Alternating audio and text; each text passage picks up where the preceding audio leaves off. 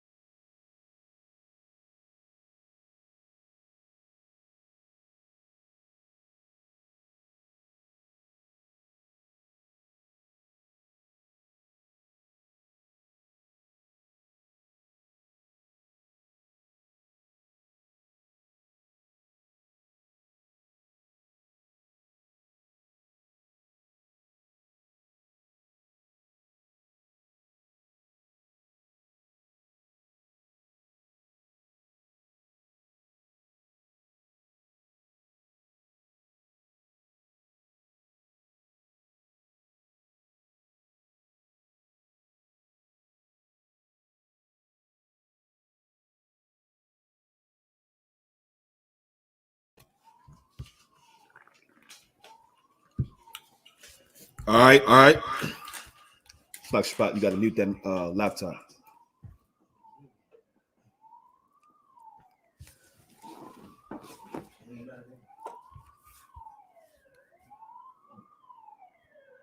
Test. Hosanna Christ. All right, let's clap it up. All right. All right, shalom, Israel, shalom. Yahweh Ba'Hashem, Yahushua Barakatham to the brothers. Yahweh Shemar Alathan Ba'Hashem, Yahushua to the sisters. We are the Israelite School of Universal Practical Knowledge. Started out of 1 West, 125th Street, out of Harlem, New York, under commanding General Yahanna. We are not affiliated with no other Israelite group or Christian organization, and we teach the truth according to the Bible. And that's that blacks, Hispanics, and Native Americans are the real true Jews according to the Bible, and our oppressor is the devil that same Bible speaks of. You understand? And the word devil simply means deceiver. You understand? And tonight we're going to go into the topic. You're going to see why we call the oppressor the devil, the deceiver on the earth. You understand? Because he has, since his entire reign on the earth, you understand, has dealt in deception. You understand? Since our oppressor has been in charge on the face of this earth, his entire claim to fame has been deception, thievery, and lies. You understand? And that's why the scripture calls him the father of lies, because everything that comes out of his mouth is a lie. He lied to our Native American brothers to get this land, and he murdered them. He made so many treaties with our Native American brothers and broke every last one of them. He lied to us so-called blacks in America. You understand? When we got out of slavery, they made all type of promises to us. You understand? They said we were going to get 40 acres and a mule, and we became the mule on 40 acres. You understand? Sharecropping. Like, they've lied to our people in the entire earth, and that's why we call them the devil. And that's backed in the Bible. It's found in the Bible. You understand? I'm Officer of 1,000 Kazak Ahmad. Tonight is the Tuesday night brotherhood class, and the topic of tonight's class is racism in the metaverse and social media addiction. You understand? Racism in the so-called metaverse and social media addiction, right? And I think this is a very relevant topic, because as we are in this so-called holiday season, you're going to find out that any affliction, any addiction that you have is always exacerbated. You understand? I don't know if I said that right. Exacerbated around this time of the year. You understand? Meaning, if you have an addiction, whenever the holiday season comes around, that addiction gets worse because there's something about this holiday spirit that puts our people in such a low state. You understand? Lower than what we normally are. You understand? Our people become very depressed, more depressed than normal, very lonely. You understand? Very empty feeling on the inside, very hateful, very selfish, very lustful. You understand? The holiday spirit is a time of the year where sin is free to abound more than normal. You understand? Like you've seen it during Halloween. Many of your women, you understand, if you a brother in the world, you understand, I feel sorry for you because, you know, you're a woman. Most likely you went out to some Halloween party and dressed up like some whore and slept with another man. You understand? Or if you're a sister in the world, you understand, your man probably dressed up as some cartoon character and had sex with his homeboys. You understand? With his guy best friends.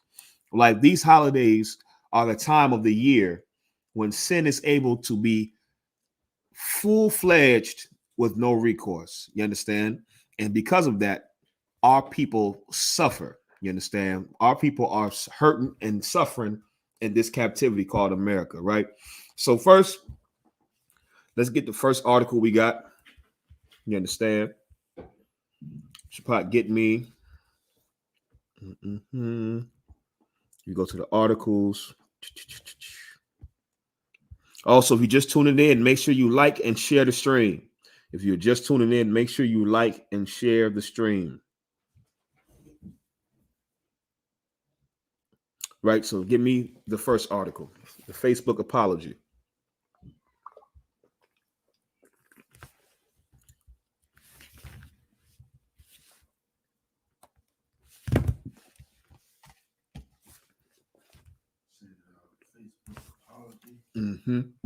Is this?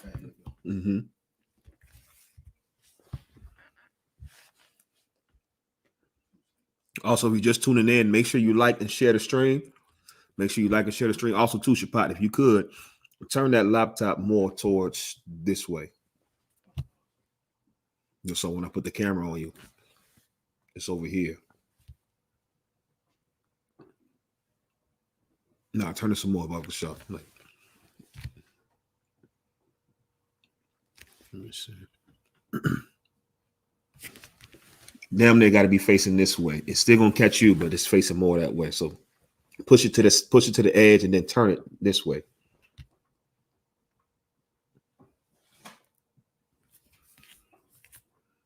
Yeah, the water.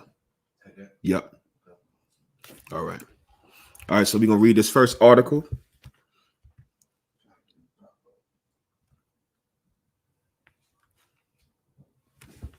Also, if you're just tuning in, make sure you like and share the stream. If you're just tuning in, make sure you like and share the stream.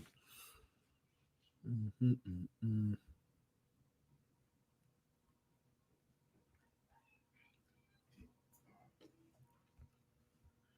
got it? Use it's like the microphone. Shalom. You turn it on? Yeah, no sweat. Shalom.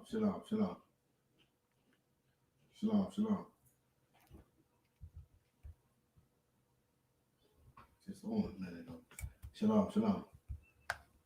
This is on, right? Yep, that's on. Just make sure that battery pack is still on the speaker. It might have cut off from inactivity. Yeah, that might be the case. Right. So the topic of tonight's class is racism in the metaverse and Facebook social media addiction. And a lot of you have this addiction and you don't know you have it. You understand? We found out when this Facebook and WhatsApp and Instagram had its outages, you understood then. You kind of got a glimpse on just how dependent you are on social media. You understand? Just how dependent you are on letting everybody know exactly what the hell you're doing every second of the damn day. Just how dependent you are on having your daily dose of gossip. Just how dependent you are on having your daily dose of drama. you understand, of debauchery and all types of just deception. Social media in of itself is damn near deception. You understand? When I say that, not to say that social media can't be used for good, because in the I.S.U.P.K, we absolutely utilize social media as a tool for good to push the Lord's work, you understand, the Lord's word, and to push this truth. But social media, you understand, it's designed to be a certain way.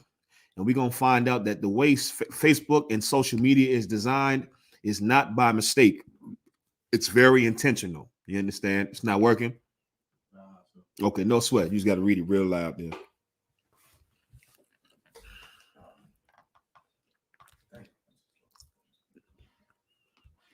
Facebook apology as AI labels black men primates. Read that again. Facebook apology as AI labels black men primates.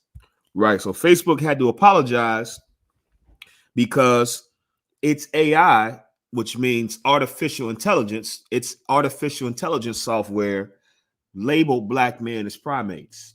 Now, this is important. We're going to get this article, and I'm going to show you why this is important, because I don't want to jump ahead of myself. Keep reading. Okay. Facebook users who watched a newspaper video featuring a black man were asked if they wanted to keep seeing videos about primates by an artificial intelligence recommendation system. Recommendation system. So right here, this Facebook artificial intelligence, which of course they call it artificial intelligence, because really it's not real intelligence. What is artificial intelligence? A computer. So whose intelligence is it? When you have artificial intelligence on these computers, in these computer software programs and these systems, if it's fake intelligence, you understand, if the intelligence is artificial, that means whose intelligence is this? Whoever programmed, whoever programmed it, whoever created, whoever uploaded the information to compile this so-called intelligence that this computer pulls from. This is why this is important for us to understand something in just a second. Keep reading. Okay. Facebook told BBC News it was clearly an unacceptable error, disabled the system, and launched an investigation. We apologize to anyone who may have seen these offensive recommendations. It is the latest in a long-running series of errors that have raised concerns over racial bias in AI. There's been many concerns over racial bias existing in AI, in artificial intelligence. And of course, this shouldn't be far-fetched, because the people that created these software systems are majority white, East Indian, or Asian. You understand? And all three of these populations, of course, hate blacks, Hispanics, and Native Americans. If you didn't know, you understand? If you go look at Facebook and the comments that they take down, those comments are usually comments that are geared to support white supremacy. And I'm gonna prove it to you. You understand? Black people, just like in the real world, are criminalized more on Facebook than any other race of people. Why is that?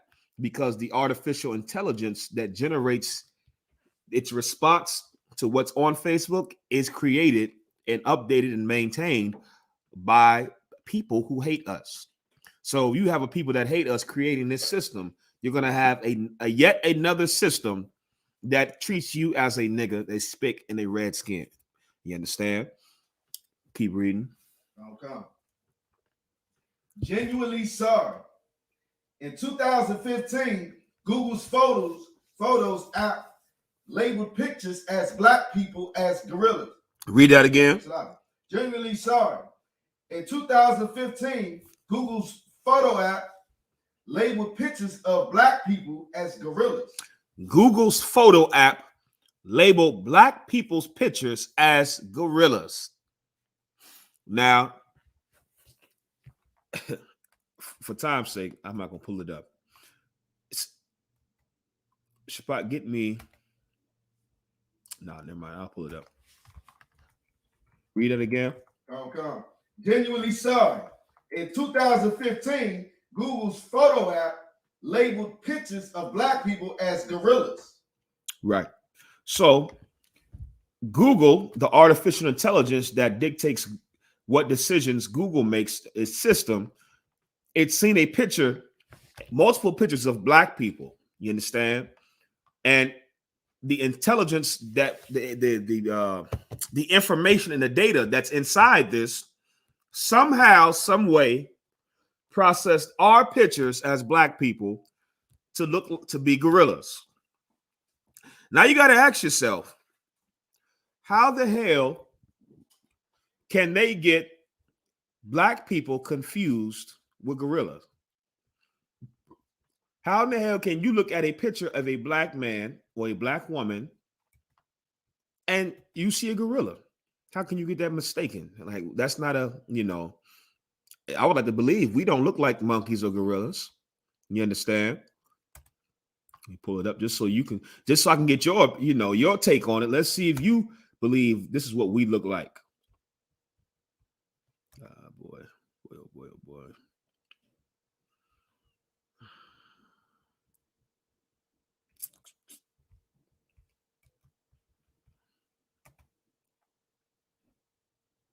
I can't even pull it up. Good night.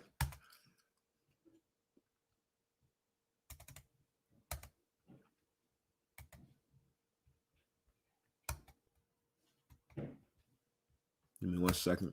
Is it still broadcasting, Shabbat? Oh, oh boy.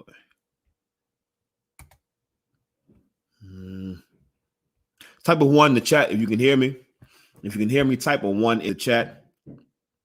If you cannot hear me, or if the broadcast is frozen, type of 2. But if you type of 2, that means you hear me.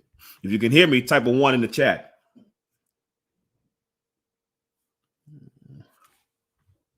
Come on now.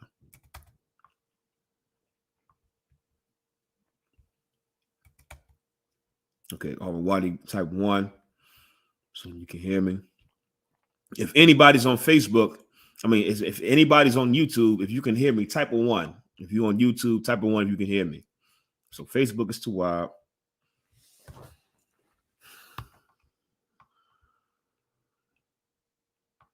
All right, let's see here.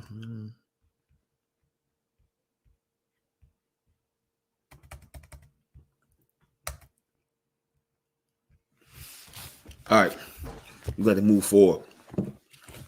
So, Facebook, Lack Rider 1, ate the water. All right, so we took wild on both. Had a little technical difficulties, but we rocking and rolling. Read that part one more time, Baba Kushal Shapat.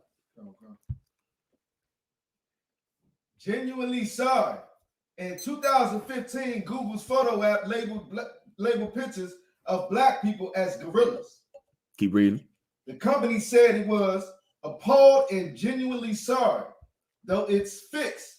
Wired reported in 2018 was simply to censor photo searches and tags for the word gorilla. Keep reading. In May, Twitter admitted racial biases in the way its saliency algorithm crop previews of images. Studies have also shown biases in the algorithms powering some facial recognition systems. So, not just Facebook, not just Google, not just Twitter, because you understand what else does Facebook own? You understand? Mark Zuckerberg doesn't just own Facebook. What other social media sites does he own that fall under that banner? WhatsApp, Instagram. I want to say Twitch, if I'm not mistaken, but I know for a fact WhatsApp and Instagram are also owned by Mark Zuckerberg. So whatever you can assume, whatever Facebook software they have, it's pretty much the same software overall for WhatsApp and Instagram, right? And all across the board, this software has been developed to somehow mistakenly be racist. You understand? I don't think this is a mistake. You understand? And what you'll find out is it's not a mistake. The people that created this software had no intention of treating blacks, Hispanics, and Native Americans as people, even on the social media, in the social media world realm. You understand? And this is why it's important for a lot of our people to understand, like our people are getting excited about this so-called metaverse. I see a lot of blacks, Hispanics, and Native Americans that are absolutely looking forward to whatever the metaverse holds and the new virtual reality. And yeah, we finally get a chance to escape and be free. Like, this is the whole purpose of social media, to escape reality. Social media is likened unto a drug.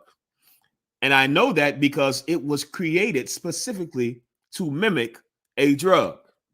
Facebook and social media was created to have the same addictive properties of cigarettes, of cocaine, of heroin, of any addiction, of gambling.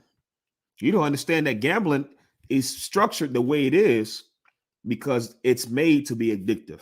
You understand?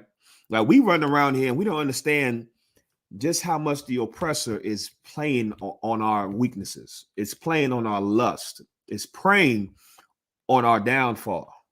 You understand? While we live life thinking that we are, we part of this society and that we are the same as everybody else and we can come together and be one people.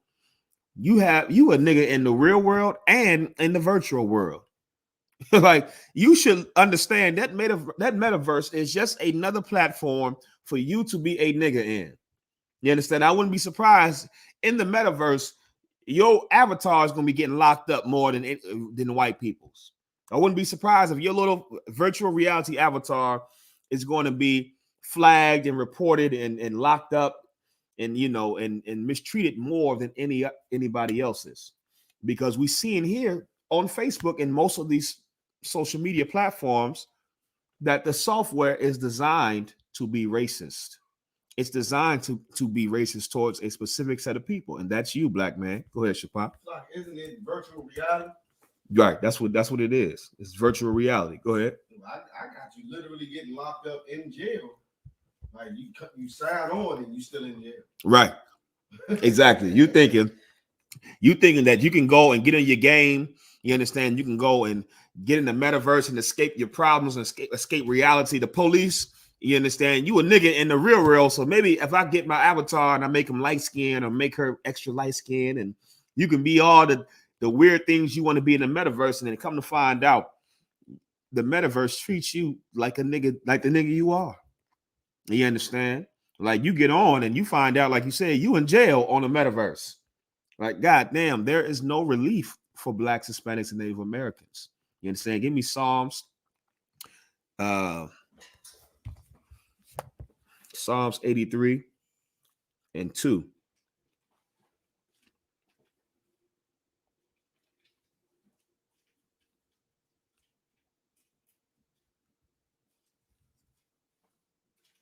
Oh, God.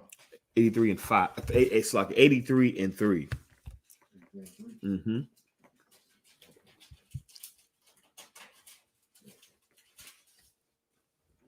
The book of Psalms, chapter 83, verse 3.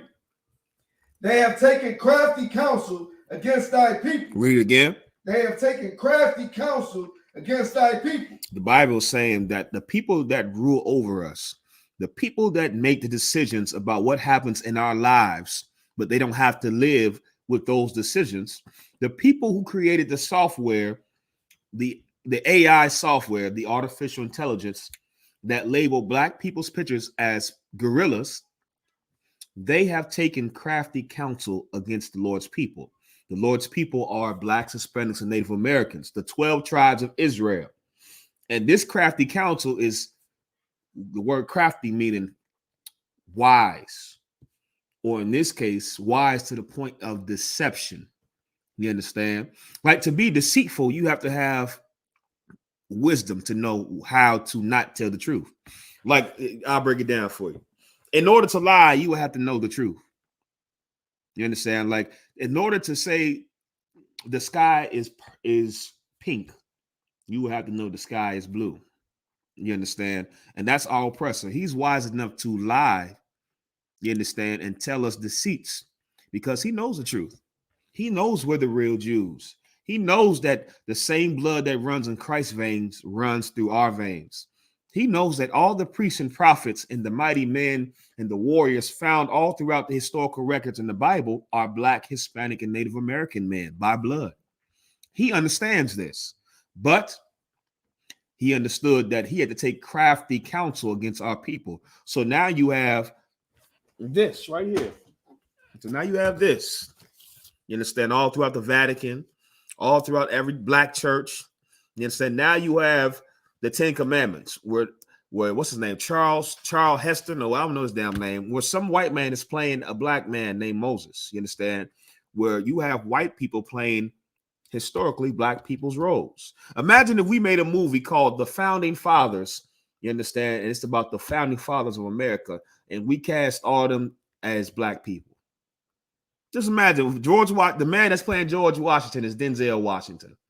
You understand? We put a white wig on Denzel Washington and some colonial clothes and wooden teeth in his mouth and have him play George Washington.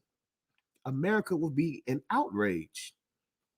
America would be an outrage that we would disrespect their history and that we would falsely portray these historical figures. Imagine we took Thomas Jefferson and got Samuel L. Jackson. You understand? For Andrew Jackson, we got Samuel L. Jackson to play Andrew Jackson. You understand? For Thomas Jefferson, we got George Jefferson to play him. Like, imagine if we took these presidents and put Black people to play their parts in a movie, you understand, on history books to depict them as Black men, the United States would be an outrage. The world would be an outrage. But it's okay when they take our historical records found in the Bible and you have the passion of Christ. You have this false image of Christ. You have these white images of Samson and Moses and Elijah and David and Solomon, you understand, and all the historical figures in the Bible. Well, that's the crafty counsel they have taken. You understand? The Bible says in Judges 9:24, and in Job 9:24, the earth is given into the hand of the wicked. You understand? And they covereth the faces of the judges thereof. The people that programmed their artificial intelligence software to label our pictures as gorillas knew exactly what they were doing. You understand? They knew exactly what they were doing. That's not a mistake. The artificial intelligence doesn't think for itself. That's why it's called literally artificial intelligence, because the word artificial means what? Fake. Real intelligence is found in humans. The Lord gave humans real intelligence. You understand? The ability to know, to have reasoning, to have logic. A damn computer doesn't have reasoning and logic. Hey, go ahead. An animal doesn't even have reasoning and logic to know right from wrong. So you tell me an animal doesn't have that, but a computer somehow has it? You say, oh, we apologize, our system got it wrong. No, this system didn't get it wrong. You programmed it to be just the way it is. You understand? Because you understand that there's no escape for Blacks, Hispanics, and Native Americans. You understand? The social media platform is just another avenue for our people to be oppressed and to have crafty counsel against our people. Keep reading. And consulted against thy hidden ones. And consulted against thy hidden ones. You understand? They having all types of think tanks and consultations. You understand how much money goes into this software? How much money and how many man hours goes into developing and perfecting and constantly improving the software for artificial intelligence, for these websites, for these social media apps? You understand? It takes over a span of years. You understand? Entire teams of people and years of research and development to come up with these things to get it right. This is not a mistake. This is not a fluke. This is not a outlier or a glitch in the system. This is the system operating exactly how it was intended. The same way when you are locked up, you get charged worse than any other race of people because the system is not broken. The system is operating the way it was always designed. You understand? Go back to the article, Biblical Show. Okay. If you're just tuning in, make sure you like and share the stream.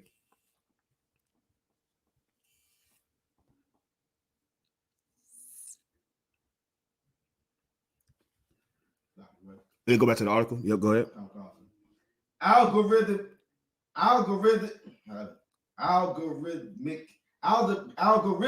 error. In 2020, Facebook announced a new inclusive product council and a new equity team in Instagram. It says Facebook announced a new, what's the word they use? Inclusive. Inclusive. So you're telling me that Facebook announced a new inclusive software to make sure that these type of things don't happen. Okay, if they were able to introduce this new inclusive software, how come they didn't make it like that to begin with? How come when they created the software, it wasn't created to be inclusive? The word inclusive is to indicate that something was exclusive. You understand? To include somebody is to indicate that it was once excluded. So this tells you that by nature, the system and the software they created was intentionally meant to exclude Blacks, Hispanics, and Native Americans, to exclude us as being looked at as people. Like, goddamn, like we asking about a software to call us good looking. The software can't even call us human. Like, you get a software and you create a program that looks at pictures of Black people, humans, and it mistakes them as gorillas.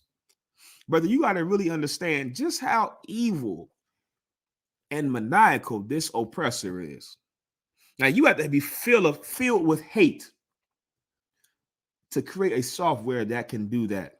You understand? And that would look at a race of people like an animal. When in reality, your track record shows you're the animal. Look what you do to everyone on the face of the earth. Look at what you do to the people who can't defend themselves. You put Hispanic children in cages. You understand? When the Hispanics come over here and work for low wages, for slave wages. You understand? Look what you do to Black people who've built and served this nation with loyalty and love.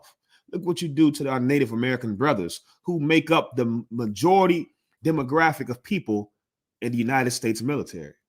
Look what you do to our people, man. You're the animal. You're the savage. You're the beast. You understand? You're the devil the Bible speaks of. Keep reading. And you're the devil on Facebook. You're the devil on all social media. You're the devil in the real world and in the virtual world. You understand? Keep reading. Okay. That would examine, among other things, whether its algorithms exhibit racial bias. Right. Keep reading. Google and big tech are institutionally racist. IBM abandons biased facial recognition tech. The primate's recommendation was an algorithmic error on Facebook and did not reflect the content of the video, a representative told BBC News. Go ahead. We disabled the entire topic recommendation feature as soon as we realized this was happening, so we could investigate the cause and prevent this from happening again. As we have said, while we have made improvements to our AI, we know it's not perfect and we have more progress to make. This is how crafty this devil is. They act like this is you know how a parent has a bad child and the parent is apologizing for the bad child, like, oh girl, I apologize. He act up sometimes. He got a mind of his own. Like the oppressor acts as if this social media algorithm has a mind of its own. When you are the one that computes these algorithms, an algorithm is a calculation, a series of calculations, and processes. You understand? They act as if this artificial intelligence came up with these algorithms on their own, when you devils are the ones that program this software to be racist. Why are you apologizing when you intended for this software to be racist? That's just part of the crafty counsel of these devils. Shalom, Captain. You understand? Like, how the hell can your software mistake black people as gorillas? That's not that computer software didn't come up with that on its own. You programmed that to do that.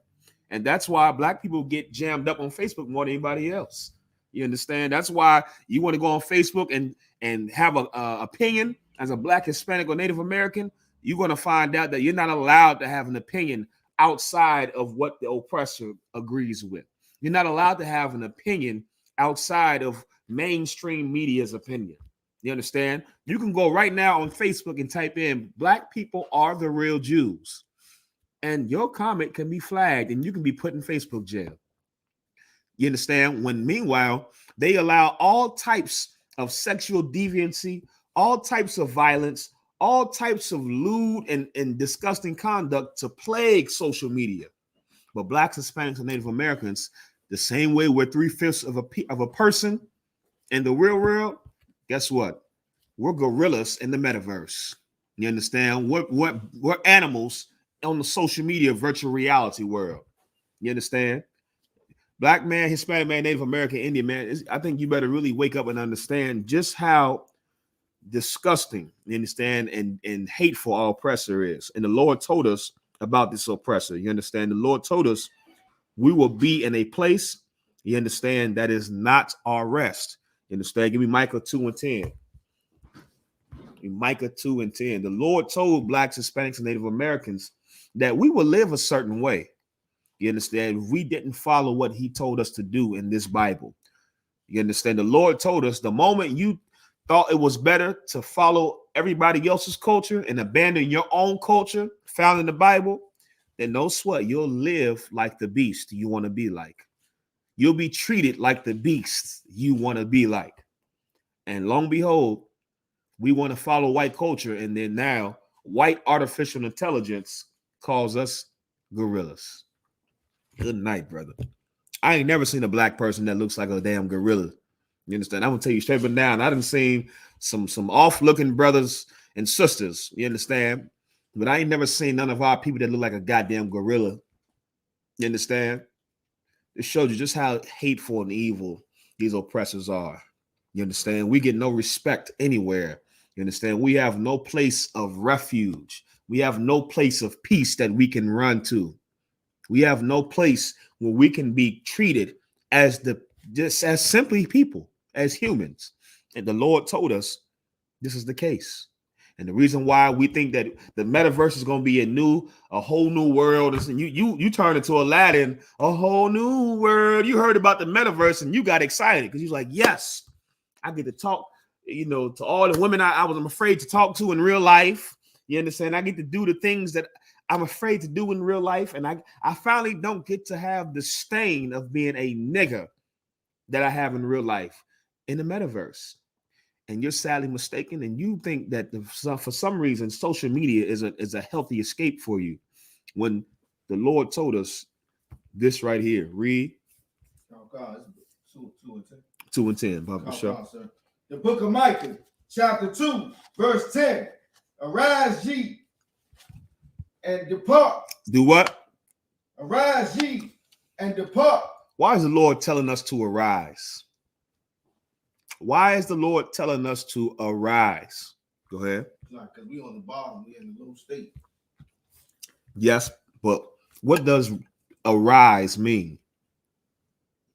Stand up. Stand up. Get up. The Lord is telling us first to get up because blacks, Hispanics, and Native Americans are laying down. You understand? Spiritually, our people are laying down, are sleeping. That's why people say stay woke. That whole stay woke is to indicate that you're not asleep anymore.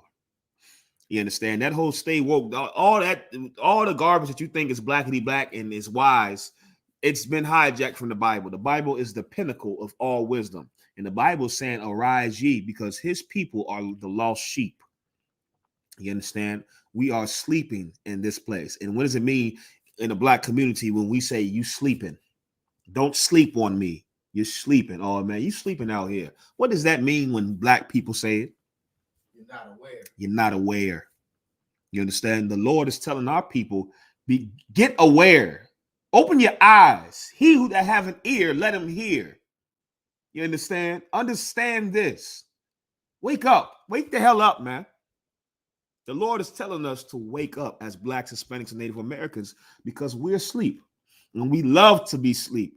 We love to believe that serving a God that's not our God is going to save us.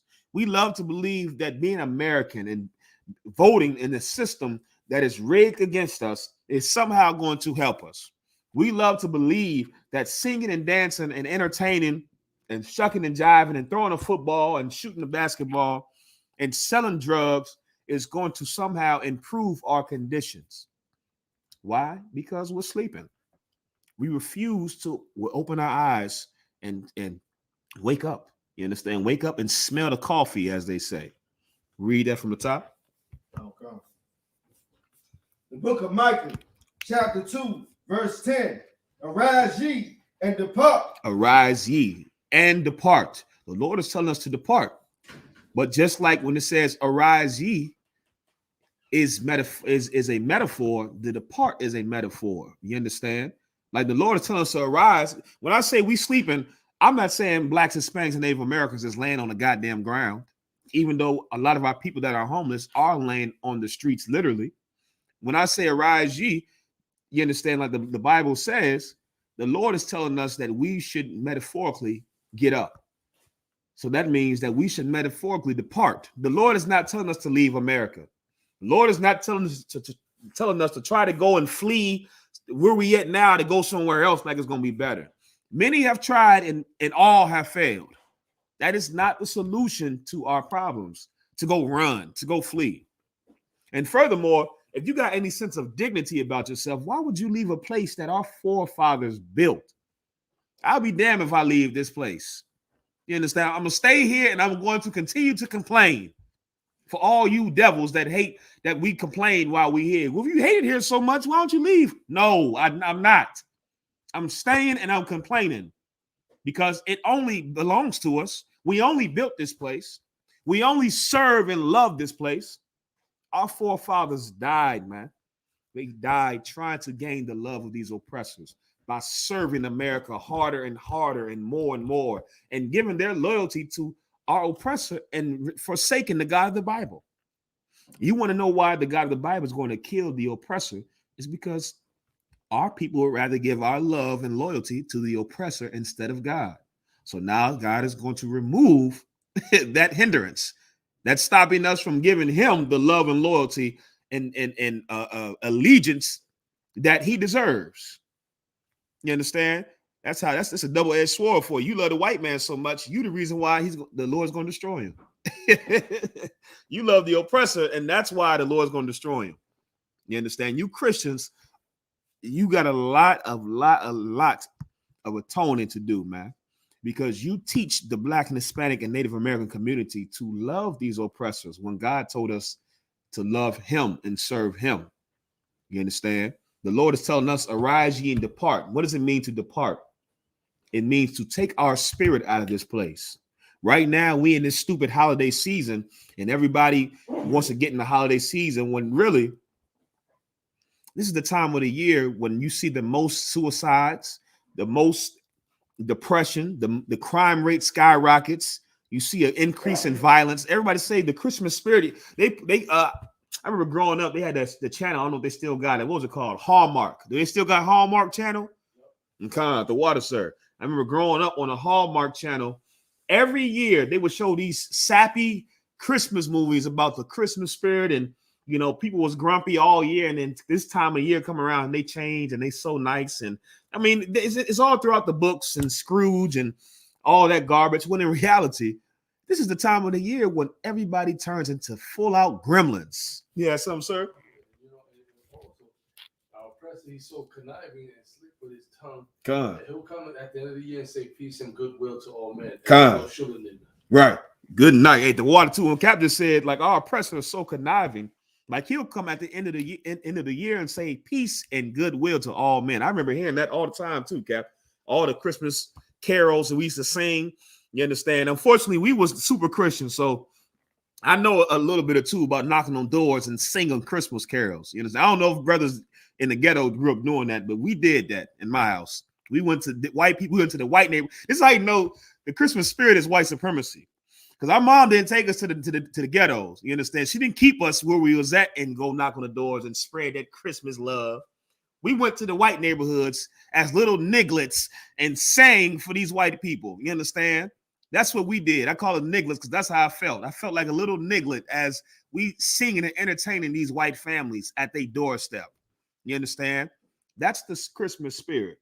Peace and goodwill to all men. Joy to the world. You understand? Deck the halls with boughs of holly. You understand? When all that is just garbage and it's meant to mask just how wicked and sad this time of the year is for Blacks, Hispanics, and Native Americans.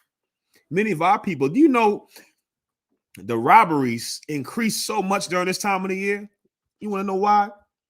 Because our oppressor has told us to believe that we have to provide this false sense of fake happiness and fake love for people that we know we don't love or appreciate. Like, you're going to buy gifts for people that you don't even spoke to all year. You understand? You're going to take a picture with your family who you hate, and you're going to put it on a postcard, and you're going to send it out to your other family members who you also hate. And it's going to be fake love and just fake love and more fake love. It's disgusting. And it's the spirit of the oppressor. It's this absolute spirit of the oppressor to shake your hand and smile while war is in your heart, while hate is in your heart. And we take on that Christmas spirit every year.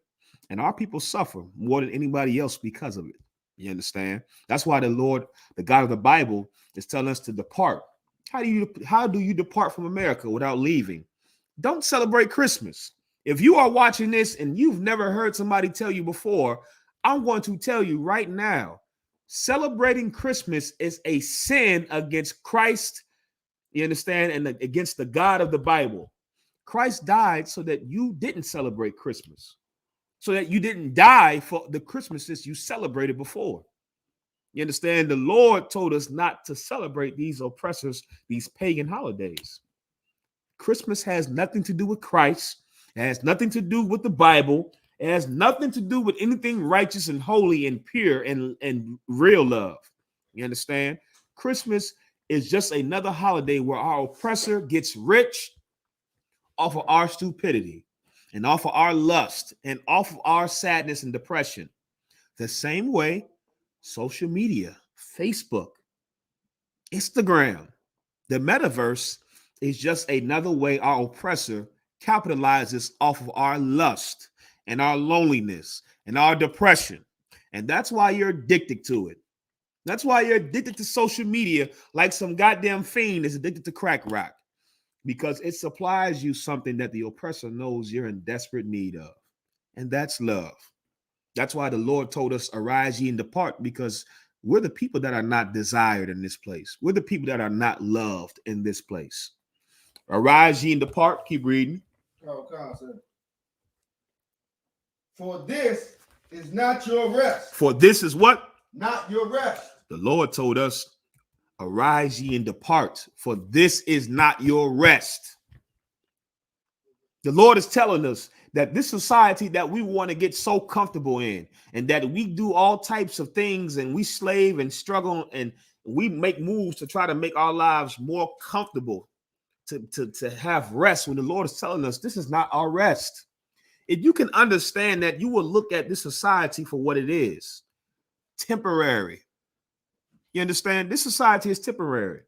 It's absolutely temporary. It's like, imagine you at a job. Imagine you in prison. You understand? And you in prison and you trying to take a nap in prison. You understand? You surrounded by murderers and killers, and you trying to take a nap in the daytime. I ain't talking about going to sleep at nighttime. I'm talking about imagine you in the day room, you understand, where everybody at, and you trying to take a nap in the goddamn day room in prison. Brother, you would be a damn fool to close your goddamn eyes when you are not at peace. You're not safe. You shouldn't ever think to think that this is a place that where you can rest and get comfortable. Anybody that's ever been to jail, been to prison can tell you what I'm talking about. It's not a place where you truly get comfortable. It's not a place where you really unwind and decompress. Anybody that's been to jail or prison for us, it don't matter what amount of time. Anybody that's been at all, even for a night, you understand that's not a place where you get comfortable. That's a place where you're always aware. You're always on guard. You're always vigilant, sober, like the Bible told us to be, because you understand this is not my place of rest, and this is temporary. This is temporary. Even those people that serve long sentences, the way they get through it is they tell themselves that this is not forever.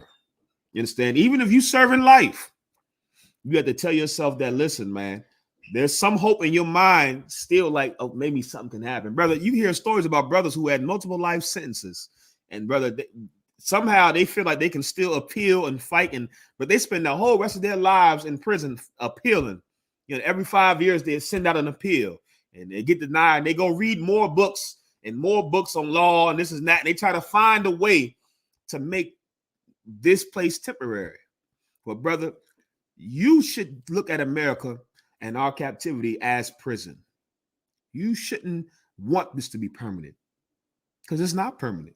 You should find every way to keep you motivated to know this is temporary and this is not going to last. And this is not a place where I should be comfortable in.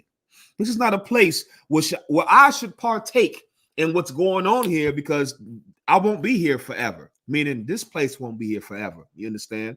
This place is temporary. And that's what the Lord is trying to get us to understand as Blacks, Hispanics, and Native Americans. America is not it's not our rest. It's not the place where all men are equal for liberty and justice for all. That's not that place. It sounds good on paper, but that's not the reality. And you know this is the case because look at the social media. You understand? Let's go back to that article.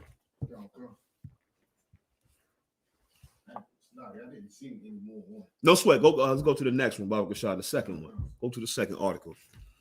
I'm going to show you why you got hope and faith in the metaverse, and somehow the metaverse is going to be any different than this sad state of reality. You're sadly mistaken. You understand? You get on social media to escape reality, and you come to find out that social media is nothing more than an extension of the harsh reality that we face as Blacks, Hispanics, and Native Americans. You understand? You got that? Okay. Go ahead and read nice and loud, Baba Kashad. Facebook's race-blind practices around hate speech came at the expense of Black users. New documents show. Keep reading. Last year, researchers at Facebook showed executives an example of the kind of hate speech circulating on social media, on social network. An actual post featuring an image of 4 female Democratic lawmakers known collectively as the Squad. The poster, whose name was scrubbed out for privacy, referred to the women, two of whom are Muslim, as Swami ragheads. Keep reading. A comment from another person used even more vulgar language, referring to the 4 women of color as black. Where they got C.S. Black CUNTS. That's a word most of us don't use. You understand? Black people normally don't use that word. The Black people in America. You understand? I heard brothers from the islands use it. Most of us Judites don't use that word. You understand? They call them a black CUNTS. You understand? Keep reading. According to international company documents exclusively obtained by the Washington Post, the Post represented the worst. The Post represented the worst of the worst language on Facebook. The majority of it directed at minority groups, according to a 2-year effort by a large team working across the company. Right. The document said the researchers urged executives to adopt an aggressive overhaul of its software system that would primarily remove only those hateful posts before any Facebook users could see them. Mm-hmm. But Facebook's leaders balked at the plan. According to two people familiar with the international debate, top executives, including Vice President for Global Policy, Global Public Policy, Joel Kaplan, feared the new system would tilt the scales by protecting some vulnerable groups over others. A policy executive prepared a document for Kaplan that raised the potential for backlash from conservative partners. According to the document, the people spoke to the Post on the condition of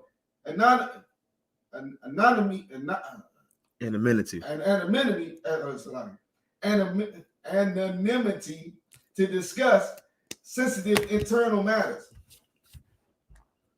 So I'll break it down for you. So right here, Facebook realized that many comments, particularly hate speech against Blacks, Hispanics, and Native Americans, were allowed to stay online, you understand, and were bypassed by its AI software, you understand? And not only in this case, Facebook also has what they call fact checkers, you understand, where Facebook employs people in their little offices, in their little cubicles, to pretty much go through and scour through Facebook and all these posts, you understand, and to look for anything that might be deemed what they call inappropriate or against their community standards, right?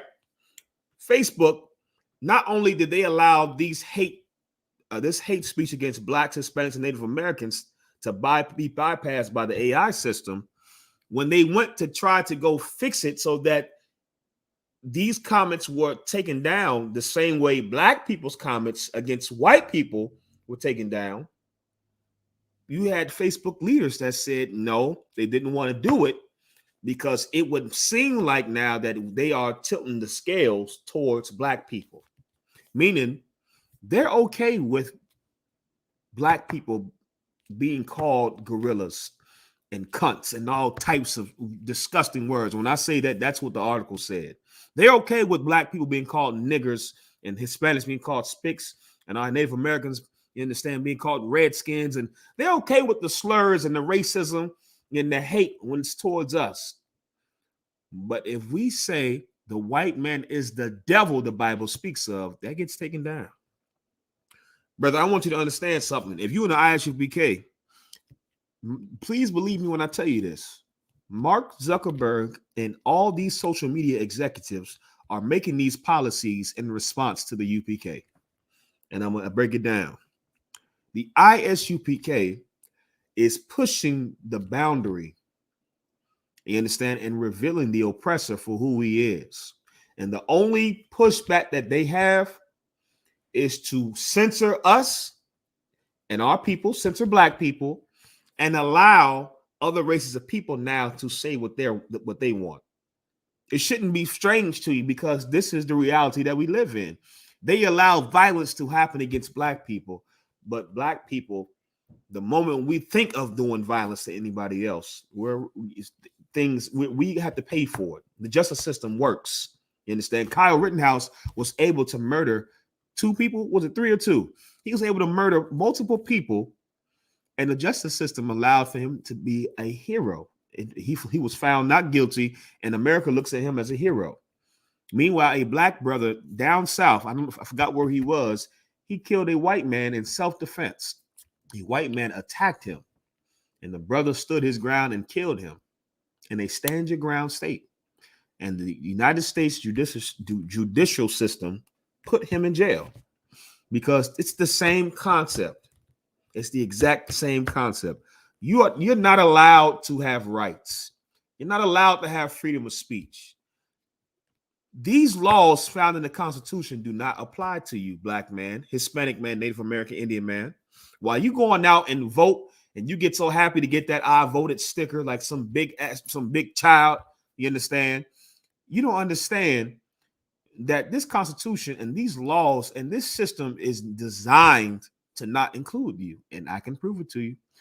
Shabbat, get me Dred Scott versus Sanford. I can prove it to you. I'm going to break your sweet Christian hearts, your sweet, beloved, white Jesus away in the manger Christian hearts. You understand? Because you want to be American. You want to be Christian. You want to be everything that's acceptable in our oppressor's eyes, when he will never accept you. He has never accepted you. He's never accepted us. You understand? The scripture says his hatred for us is perpetual. And the Bible, you understand, says that, and it said it before America. You understand? It said it before Rome. It said it before Greece. And yet and still, if you look at the history, all throughout these different captivities, we somehow got it in our stupid minds from following these stupid religious leaders that we can become accepted by them and we can become part of their society, when the Bible tells us something different. And I'm going to show you, according to your own oppressor, to the oppressor's documents, that we are not included when they make these laws. We're not included when they wrote these rights and freedoms and inalienable rights that these citizens have. Read.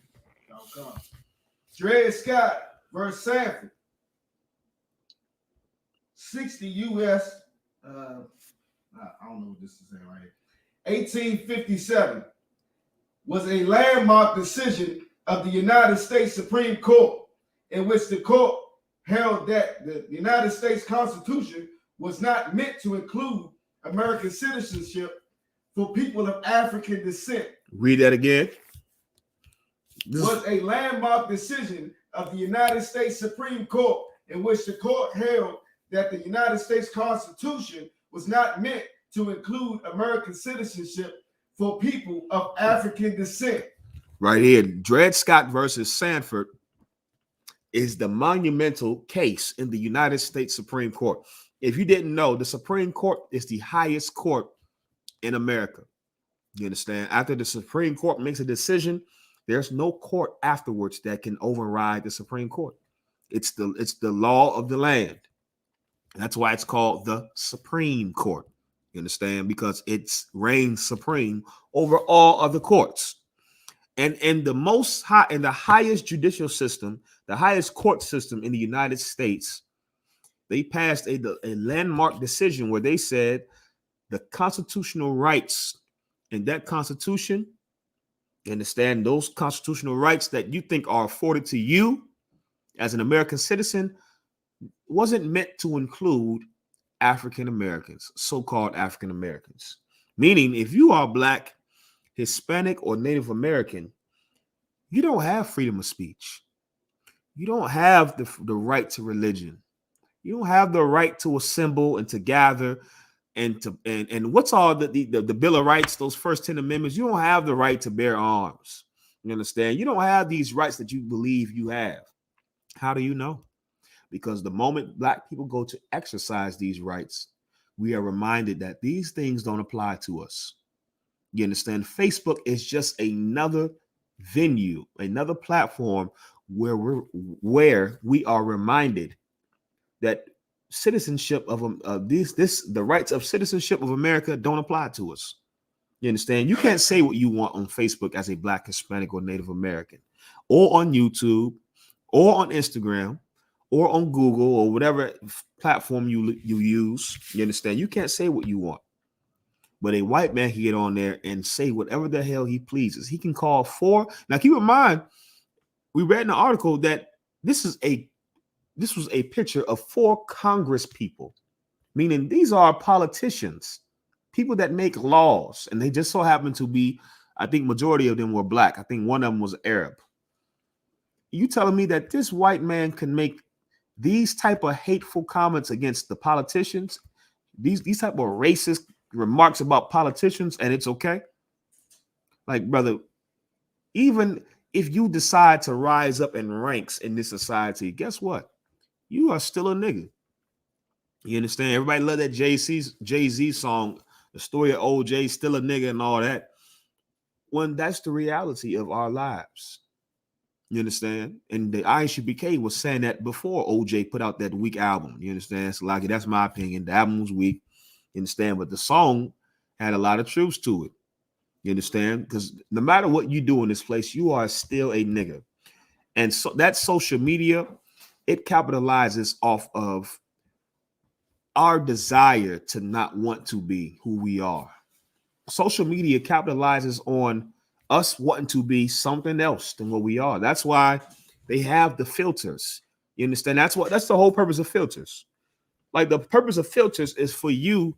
Is that you think it's just me having a little fun, just a little look at these little fun filters. When you don't understand, so many people get on social media and they put these filters on because they absolutely hate who they are. They absolutely want to escape the reality that they live in. So social media, you understand, Facebook and your Instagrams and your Twitters and these things were created to capitalize off of the insecurities, you understand, and the ignorance and the destruction of Blacks, Hispanics, and Native Americans. And that's what you see. Shapak, go to the next article, Bubba, the show. That's what you're witnessing. And that's why it's just as addictive as cigarettes, as weed, as heroin, as cocaine, as gambling, because social media provides you with that thing that you do not receive on a daily basis. And that's genuine love. You understand? Social media gives you the illusion that you're loved, that people like you. That's the whole purpose of the like button. You understand? There's no like button in real life. You understand? Just imagine if you had a like button in real life. Well, if you had, a dislike button in real life, you would be, things would be different. Social media is literally engineered to be a certain way to shape how we behave. You understand? Go ahead, Shapat, read that. Come. How Instagram and Facebook are intentionally designed to mimic addictive painkillers. Addictive painkillers. You know what addictive painkillers are? Opioids. You understand? The same thing that's found in fentanyl and heroin. Meaning Facebook is just as addictive and was engineered to have the same effect as heroin. Like good effing night, man. When you talk about crafty counsel, this Bible speaks on it, and we seeing right here, like these devils spare no expense when it comes to taking crafty counsel against God's people, because this is just absolutely outrageous. You telling me in social media, which is supposed to be so innocent, and I'm just on there to talk to people I ain't spoke to in a long time, and just to keep up with it and with friends and family and all that.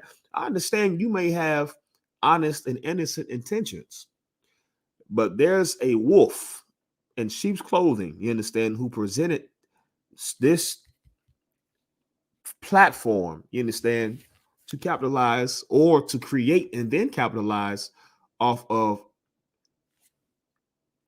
a emptiness that we have as a people. Read that. Come. Americans check their phones 262 times a day on average. Americans check their phones 262 times per day. How many hours are in a day? 24. 24. So let's see. Let's see. Let's do 24. Calculator. You said 262? Come, sir. 24.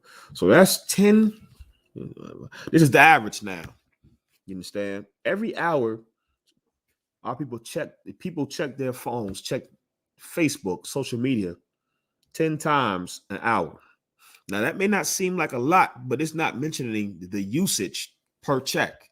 You understand? Keep reading. Come. Several ex-employees of Apple, Google, and Facebook apps are deliberately designed to be addictive. Keep reading.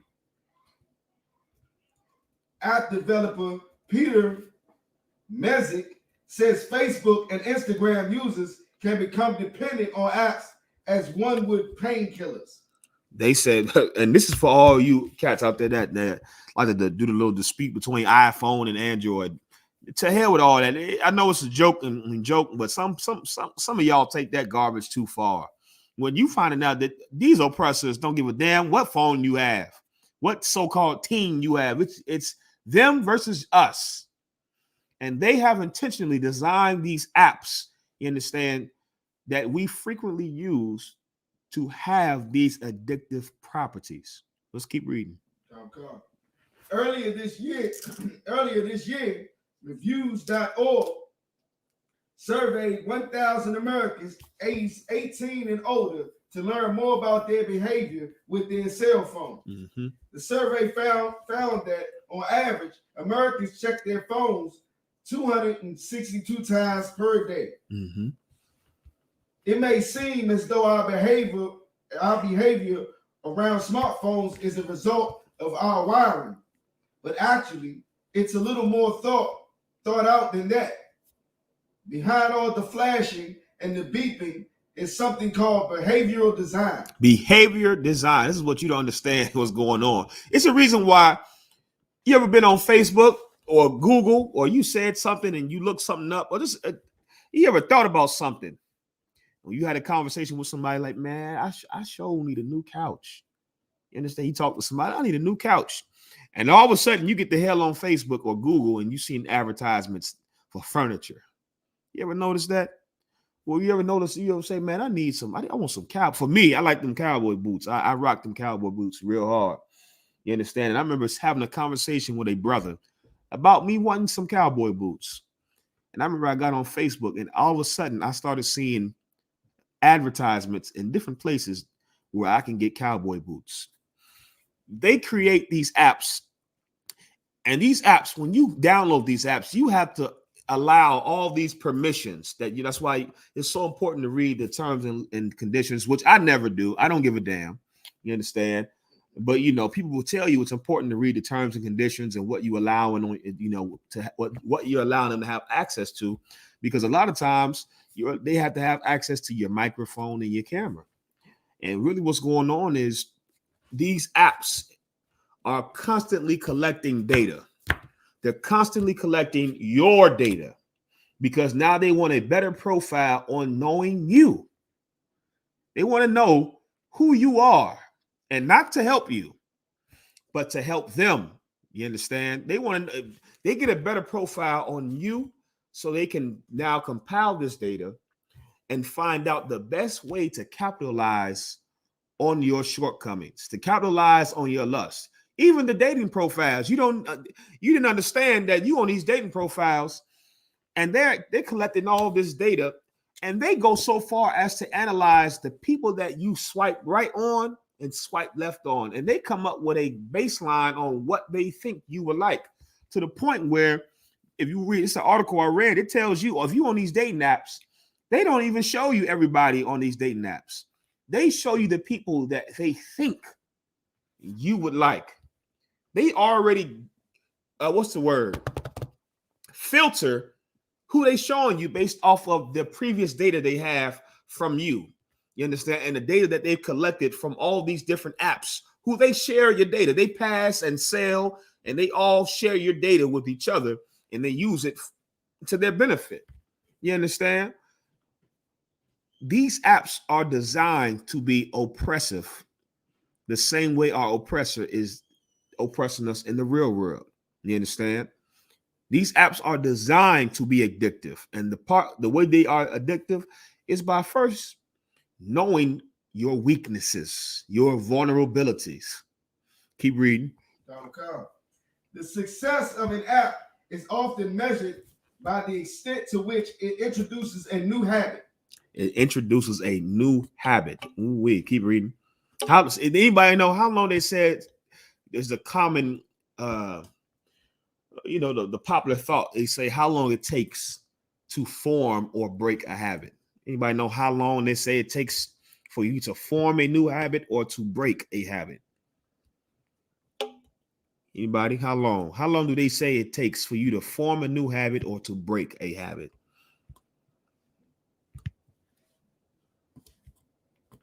for sake of the time, 21 days. That's been common. I don't know how true it is, but that's always been, what researchers have always said. 21 days. Young man Calvin said about 90 days. Nope, not even that. Shorter period of time, 90 days. You thinking of the truth. You understand that at the UPK, we need 90 days, give or take. You understand, to know who to get an idea of who you are and what you'll do. It doesn't take that long to make or break a habit. You understand? It takes, they say, only 21 days, less than a month, 3 weeks, for you to start a new habit or to break a habit. Go ahead. Yeah, because a lot of people, I can't even say a lot of people, but they say if you can get past 2 weeks of smoking, you should be all right. Yeah. That's what they say, because they have studied this, man. You know how much information and research goes into these companies? And okay, for instance, do you know there is psychology behind certain colors to use? Like, you want to know why McDonald's logo is red and yellow? Because the colors red and yellow are synonymous with feelings to make you hungry. You understand? They call it the ketchup and mustard effect. The colors red and yellow are always synonymous with food. And so McDonald's chose, and Burger King, you look at a lot of food places, you see the colors red and yellow in a lot of their logos and their signs. You understand? Because these are colors that are synonymous with food. Brother, this oppressor, he researches and takes time to study and analyze all types of things, down to knowing the color, what color to make their logo, and what color to paint the walls, and what color to have their advertisements in, because they understand it all has a different effect. You understand? Go ahead, Shapa. No, they have taken crafty counsel. That's what I'm going. They have taken crafty counsel against the Lord's people. You understand? And because they take this much time to research and put this much man hours into understanding who you are, they now can understand where your weaknesses are. And of course, just like any good pimp or any good predator, they exploit your weaknesses. Keep reading. Said app developer Peter Mazet in an interview with Insider. The developer is the head of international app agency Namtech, which has developed apps for dictionary ponds, travel and tourism company TUI, and media company Kasabian Sat One. Mm-hmm. If we open an app every day, developers are satisfied. On social media platforms like Facebook and Instagram, the more time we spend on the platform, the more advertising revenue flows into the pockets of tech companies. Attention is currency. Attention is currency. If you are a woman, you understand this. If you are a woman, you understand this concept. Attention is currency. Brother, there's women out there where you don't have to buy them anything. If you just give them enough likes, enough of these on Facebook, click, click, click, click.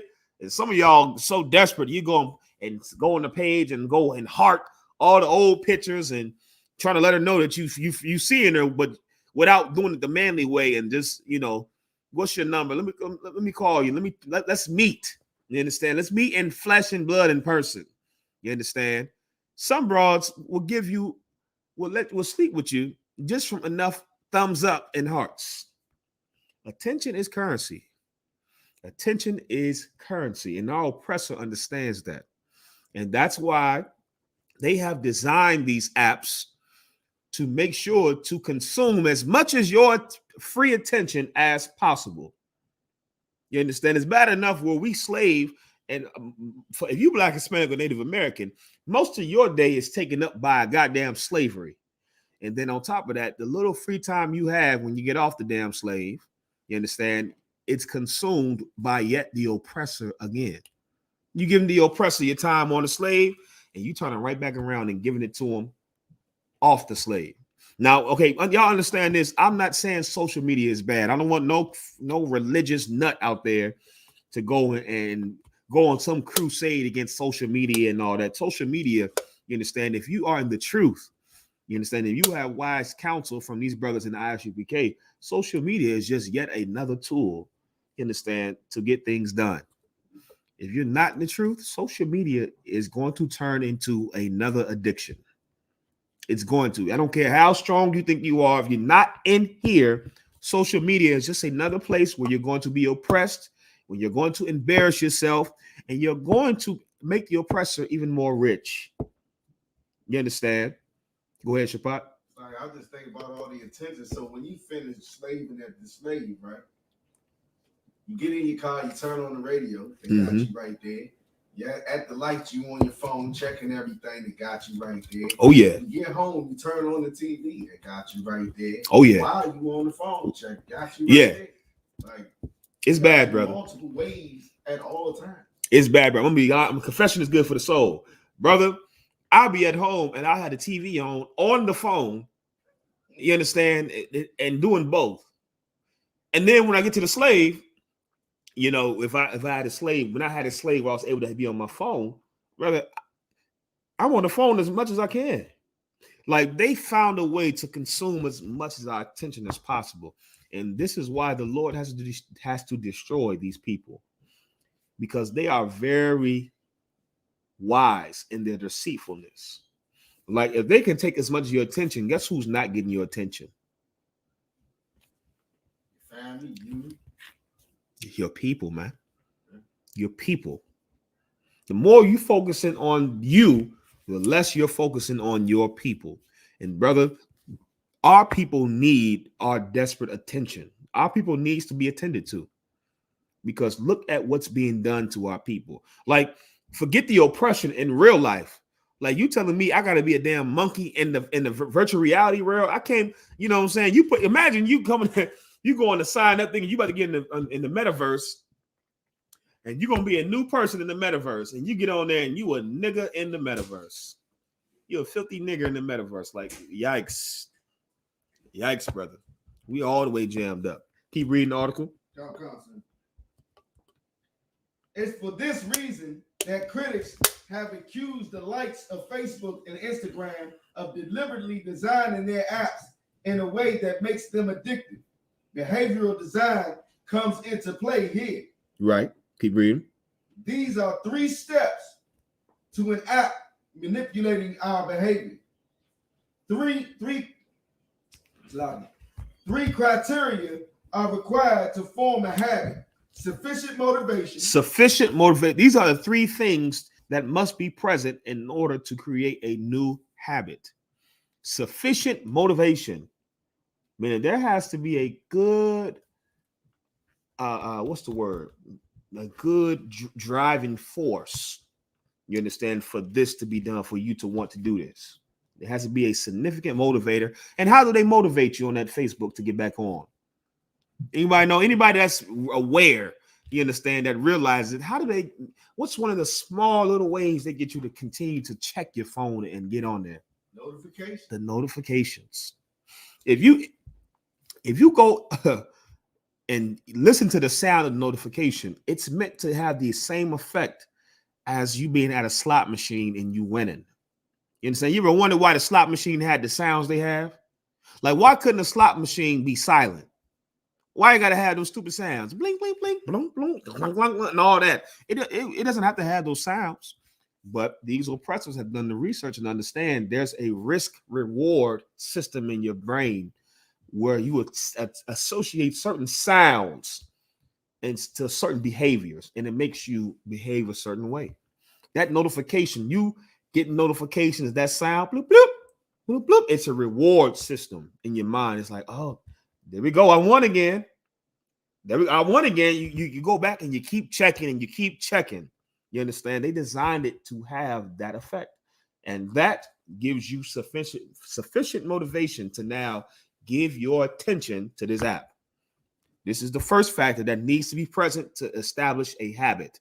Keep reading. What's the motivation for crack? What's the sufficient motivation for somebody to smoke crack rock? What is it?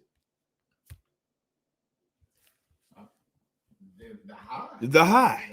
It ain't hard. The high. The euphoria. You understand? And that euphoria causes the sufficient motivation. Right? Keep reading. An action and a trigger. A what? An action and a trigger. A action and a trigger. What does this mean? So what's an action and a trigger? You might break that down. Let's say action and a trigger. Shapat. Like I know, like when you use smoking, right? Mm-hmm. They say not only is the actual which you're smoking, the nicotine or the weed, marijuana, addictive, it's the act of keep putting something to your mouth. Like, you get addicted to going like this. So like even if you have a cigarette, you could possibly pass your addiction off for a minute just by keep acting like you're smoking. Brother, you went to the perfect place to go. You went exactly where I was going. Do you know many people are not just addicted to the weed? If you ever been a real weed smoker, which I know all of you are that's watching, so like I'm joking. These are jokes.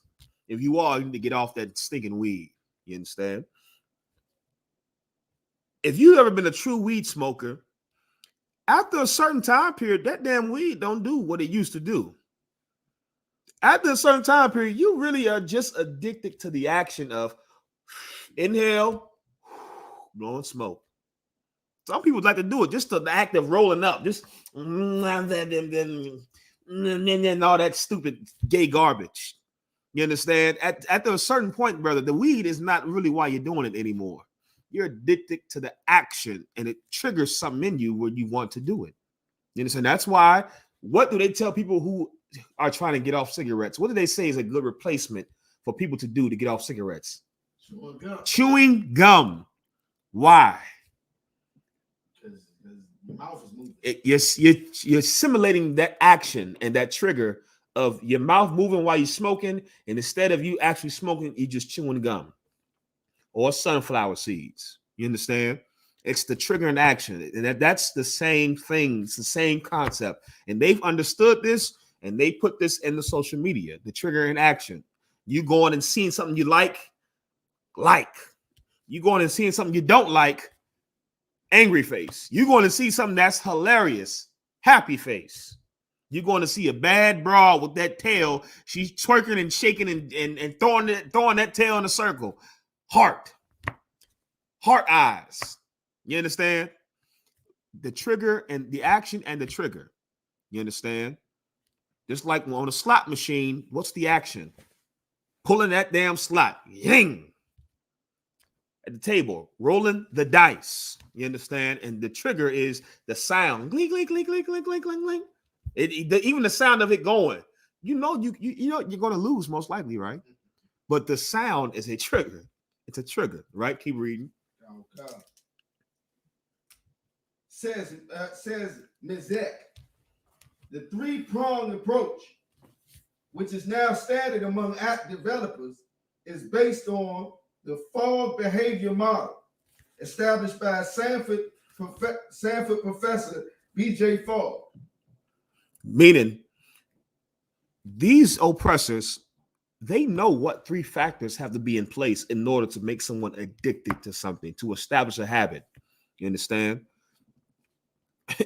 They said, how about we take the same principle of what makes somebody get high and want to put heroin in their veins, you understand, and put smoke, crack, rock, and do all types of disgustingness, and let's apply that same concept to these apps. You understand? Let's apply the same concept to the apps. And that's what they did. They went and had so many think tanks, and they had so many different discussions and research and development teams, and they sat down and they found a way to perfect, and they're still doing it. Just please believe me when I tell you the metaverse is going to be another way, is going to be the perfection of their oppression. And I didn't mean for that to rhyme. Y'all know I hate for things to rhyme because it feels Christian to me. Christians love when garbage rhymes. You understand? Up with hope, down with dope. You understand? Like you blackity black niggas love when things rhyme. But that's the fact. That's the fact. The metaverse is going to be them perfecting our oppression. You understand? That's what it is. It's another avenue where they can now apply all this research and all these different apps. And they say, okay, we did it with Facebook, but we went wrong here. We did it with Twitter, we went wrong here. We did it with Instagram, we went wrong here. Let's do this here and let's perfect it. Brother, please believe me when I tell you, you are going to be a nigger for life in that metaverse. You understand? And on that social media. It's already happening. You understand what I'm saying? And you're going to be even more addicted and in need of fake love, in need of attention.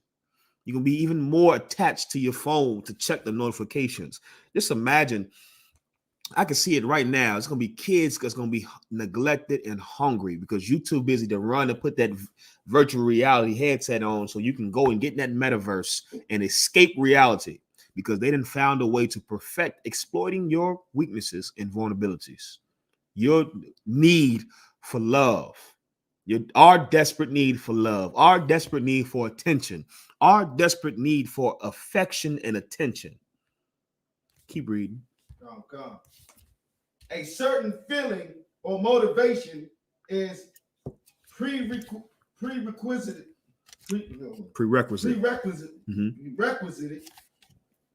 for opening an app at all. Right. This could be, for example, the anticipation we would feel when our mobile phones vibrate, but it can also be the fear of missing something. Just read that part one more time. It could be, for example, the anticipation we feel when our mobile phone vibrates. Stop. Has anybody ever had this feeling where you always feel like your phone was vibrating and it wasn't vibrating? Go ahead. In my left leg. Yeah. Yeah, this is my phone in my pocket. Right. Somebody calling me? Is that a text message? Is that a notification? Brother, I don't want to put my phone on vibrate no more. Mine is either ring or silent. Because, brother, for a long time, I felt like my phone was just always vibrating. You understand? They understand this is behavioral programming. They've programmed us to anticipate the notification, to anticipate the calls and the text. So now it triggers that reward system, like, or the risk system of, I can't miss a call. I can't miss a text. I got to answer this notification fast. You understand? Keep reading. Okay. What's that? But can also be the fear of missing something. Right. Keep reading. In addition to motivation, addiction is necessary that pulls us into the behavioral loop, such as clicking on the app or tapping a like button. The hurdle should be as low as possible. Addiction is necessary in order for these apps, you understand, in order for social media to operate the way it was intended. Meaning there would be no Facebook without addiction. Literally.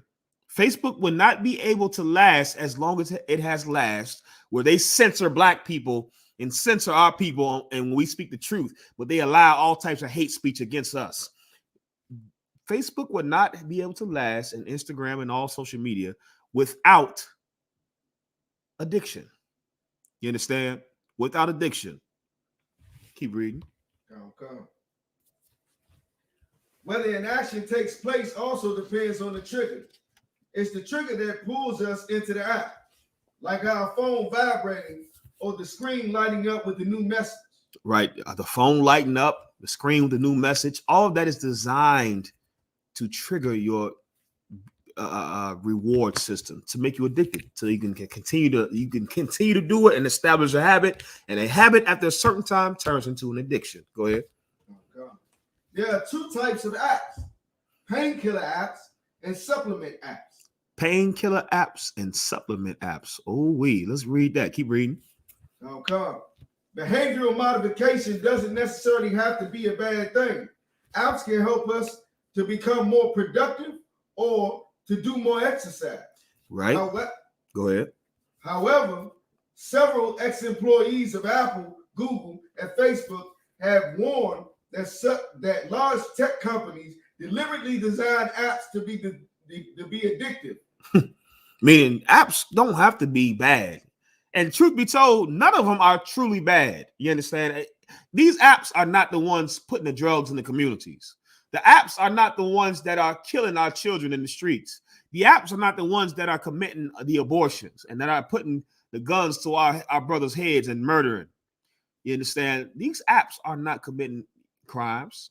You understand? But best believe they found a way to capitalize off of our lust and vulnerabilities, where they now become what's already in us. You understand? Keep reading. Oh God. The logic is simple. The more time you spend on the app, the more profit it generates. This is what it boils down to. The more time you spend on that app, the more profit it generates. And this is why it's been their sole mission to keep you addicted to social media, to keep you addicted to this false reality, you understand, versus living in the real reality. You understand? Keep reading. According to these ex-employees' accusations, tech giants try to maximize the time you spend on an app to maximize their profit, regardless of its impact on mental health and emotional well-being of its users. Right. They can care less about your mental health and emotional well-being. They want you to get on that damn app. Log on, get on, and stay on.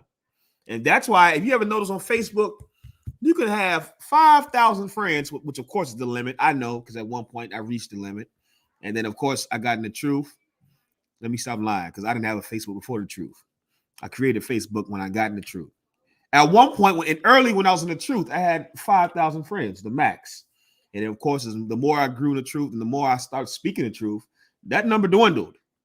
But I noticed out of these 4,000 so friends, I only seen the same 20 people's post out of 4,000 friends. Why am I seeing the same 20, 25 people's posts?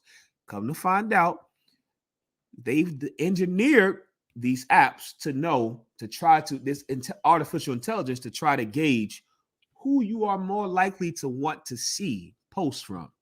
And so what they do is, based on whose post that you like the most, those are the people that they'll continue to show posts from, because they're trying to find any way to keep you here looking at the app. So meaning, if you don't like a certain person's post at all, they'll just stop showing you their posts on your timeline, because that time that you spend looking at something you don't like is now a possibility to get you to run away from the app.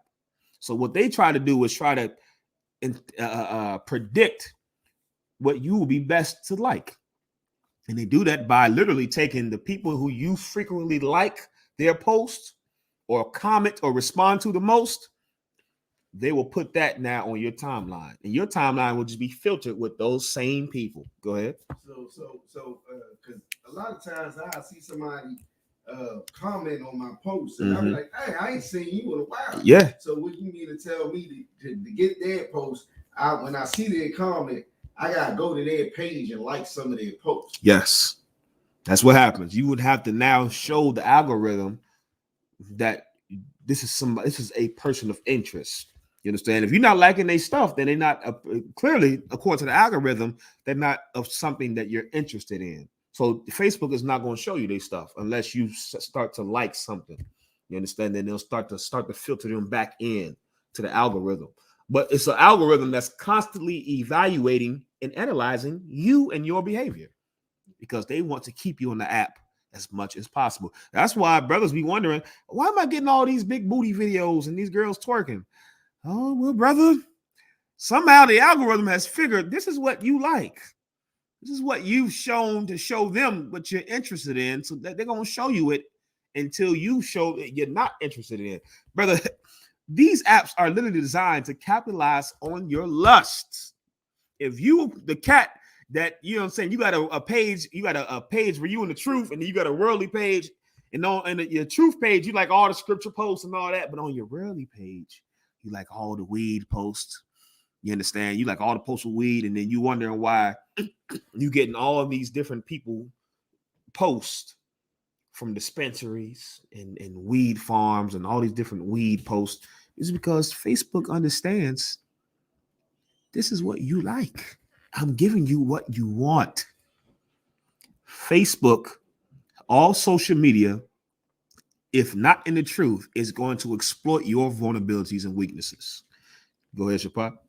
Yeah, because since I've been in the truth, all the dispensary people and all that, some of them might have actually like unfollowed on Instagram, this, that, and the third. Mm-hmm. And I'm noticing I don't see any posting them.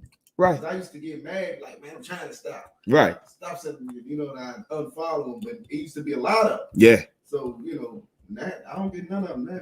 Yeah. Makes sense. It makes a lot of sense, brother, because now they see, oh, he's not interested in that anymore. And this is what's so heavy about it. Resist Satan and he will flee. That's the fight. You know why Satan is talking to you? Because you like talking to him. You like that. The demons is in your head because you like the conversation of them demons. Not to say that you demons are talking, you fighting, you dealing with demons because you like them, because the Lord could just be testing you. But if you're a person where you like, why is this continuing to happen? Because at some point you have to say, is this what I do? Do I like this? Maybe I like this. Maybe I like, you understand, this deviancy. You understand? And that's what Facebook is.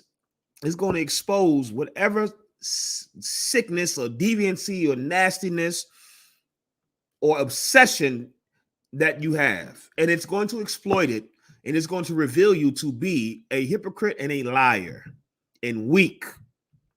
You understand? What you should do, that's what the Bible tells us to do. Shapar, if you could get me 1 Peter 5:8. Oh, God. Joshua Benjamin, you said Israel before Jesus had no resurrection. Everyone that died went to sleep. Well, Joshua Benjamin, I can prove to you that's a lie because, of course, Elijah was before Christ, was he not?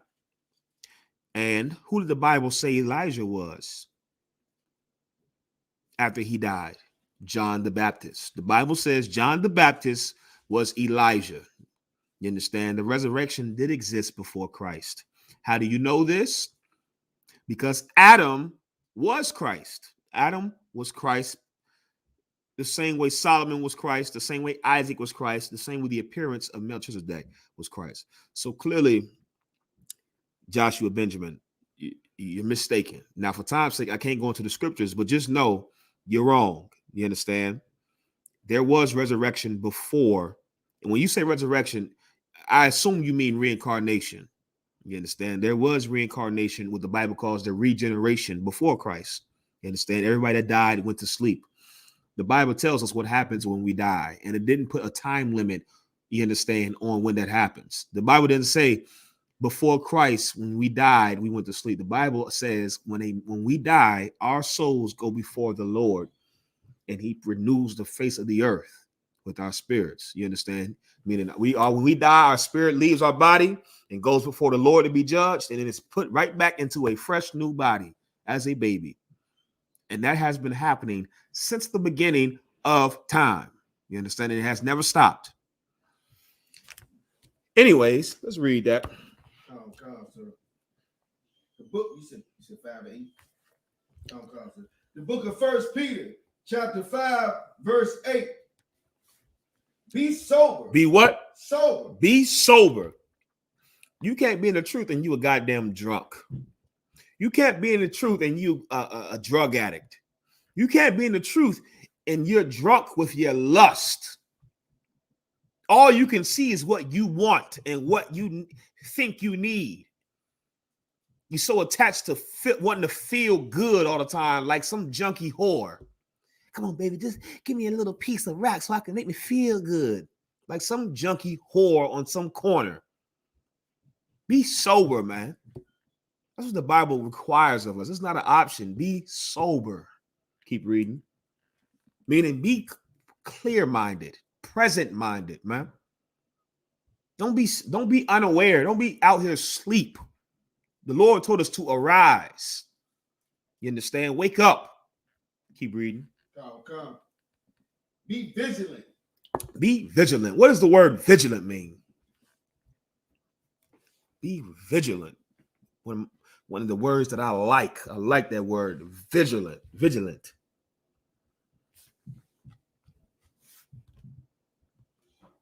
Go ahead. Like kind of like aggressively productive or something. Well, we can get the definition. No sweat. I gotta pull it up too. No sweat. I was gonna try to paraphrase, but I want the real definition. Vigilant, keeping careful watch for possible danger or difficulties. This is what the Lord requires of his people. For us to be constantly keeping careful watch for danger or difficulties. Meaning you're not allowed to be in party mode. This ain't no Eddie Murphy song. Party all the time. Y'all, this is our people want to live like we in some big party. And it's saying like some childish fantasy. When that's not real life. And it's definitely not the life the Lord intended for us. The Lord told us to be sober, clear-minded, and vigilant, meaning always aware, ready for danger or difficulty. You understand? And this is hard for our people because we live a life that's so oppressive. The little bit of free time we have, what do we want to do with it? We want comfort. We want rest. We want peace. Because a little bit of time we have outside of being oppressed, we want to have it to ourselves when the Lord doesn't want that. The Lord wants us to have the little bit of time we have to sacrifice it for your people, for your nation. And that's the condition of this battle. You understand? Until Christ comes back. Keep reading. Come. Because your adversary. Because our what? Your adversary. Because our adversary. If you didn't know, if you are Black, Hispanic, or Native American, you have enemies. You have real life enemies. And I'm not talking about how you think because you in the hood and I got haters. These niggas hating on me. I ain't talking about that garbage. I'm talking about you have enemies in high places, like the Bible says. Wickedness in high places, meaning, brother, your enemies you have enemies who have the power to make laws against you. You have enemies that have the power to march an army against you. You have enemies that have the power to change what your race is called. You worried about the brothers that's in the ghettos with you. Like, I can't trust these niggas. Shut the hell up. Just me and myself. Niggas be sounding so pathetic. And I understand we do each other wrong, but goddamn, okay, you skipping over what's happening to our people on a big scale. You skipping over what has been happening to our people. I'll tell you why you can't see what's happening to our people, because you care about your life more than anybody else's. You're a selfish addict. The Lord is against that, man. The Lord is telling us we have adversaries, and this is what he says about our adversary, our enemy. Keep reading. Oh God. Your adversary, the devil. The devil, you understand? The Bible calls him the devil. Keep reading. Oh God. As a roaring lion, walketh about, seeking whom he may devour. This is why the Lord told us to be sober and vigilant, because our oppressor, you understand, he roams and he walks about. Keep reading. Seeking whom he may devour. Seeking whom he may devour. While you think life is meant to be hugs and kisses in this captivity, it's like being in prison thinking you were sent here for a vacation. You're an idiot if you believe that. The Lord has us living this life to try to rehabilitate us. Just look at this oppression as prison. Look at it just like that. While you in prison, what should you do? What would a wise inmate do in prison? And I'm not talking about an inmate that's wrongfully there. I'm talking about, imagine you are an actual murderer and now you're in prison. What would a wise inmate do in prison? Keep his eyes open and try to find a way to get out. change his conduct first. And as he's changing his conduct, remembering that this is not his rest, but this is a punishment until he changed his conduct. That's why before you get out, when you had that appeal, you have to go before the parole board. And the whole purpose, what it's supposed to be, because of course this doesn't happen like that because the white man's a devil. The whole purpose of going before the parole board is for them to see what? If you changed from when you first got in this punishment. And that's what the Lord is trying to do. The Lord is trying to wait for us to change so that we can get out of this prison, out of this captivity. But imagine you get sent to prison for murder, and while you in there, you love it. You try to make the prison home. You try to make this a part of life. Like, yeah. They sent me in here, but whoop. Yeah, I love it in here. You become institutionalized. Everybody can see when a brother is institutionalized from being in prison, but you can't see how you've been institutionalized from this captivity. You've grown to love this captivity instead of wanting freedom. You're an inmate in this society, man. All people are inmates in this society, and the oppressor, he's seeking who he can devour and destroy. What you have to do is change your conduct, change your behavior. And you do that by fighting your lust, fighting temptation. Because there are people that are looking to capitalize off of your weakness, off of your very weaknesses, the things that you know nobody knows but you. Yeah, you know it, and them demons know it, and that AI technology knows it. Ooh-wee. You understand? That AI technology, brother, they trying to perfect it to make sure they know every little kink and weird thing that you like. Some of y'all brothers be on them porno websites, and they already know what category you like. They already know what to show you. You understand? You better fight that temptation, man. You better fight that lust. The Lord told us to fight that lust. Give me 1 Corinthians 10 and 13.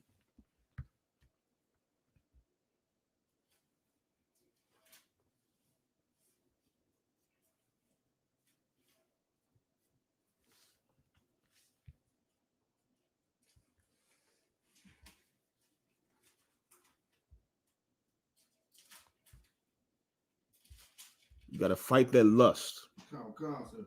Go ahead.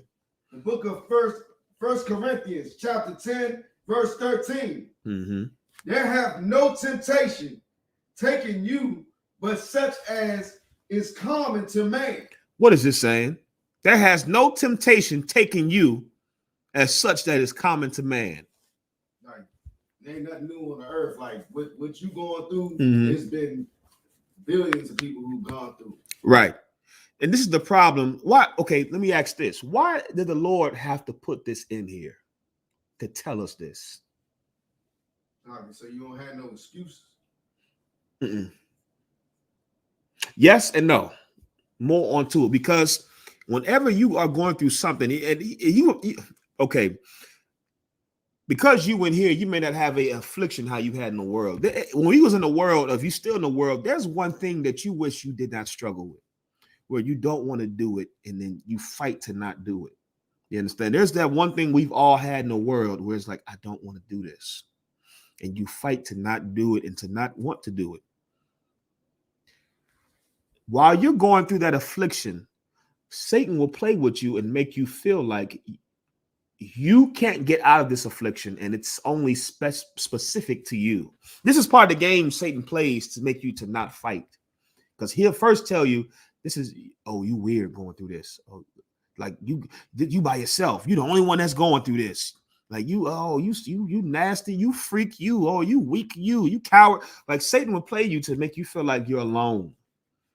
That you're the only one to go through it, because if you're the only one to go through it, then that means you don't know if you can to beat it. But the Bible tells us that other people, there's no temptation, there's nothing new. The Lord is telling us this to know that, meaning you best believe that there's men before you and right now that are going through the exact same thing and have beat it, which means now you can beat it. Brother, I remember I was in Esau military, perfect example. I was in Esau military, and it was just part of the boot camp where we had to lay on our stomach on this rope. It was this little rope, and it was high up. I'm talking about I can't remember how high it was. It was high up, and we had a big old net underneath. But it was a long fall to the neck, and even still, it was further more. It was high up in the air, and we had to literally lay on this rope and pull ourselves over the rope without leaning over or falling. And I remember, brother, it took me 3 times to do this, and I thought to myself, surely I'm the only nigga that's not gonna make it, and I can't do it. And you know what helped me get over that damn rope to conquer it?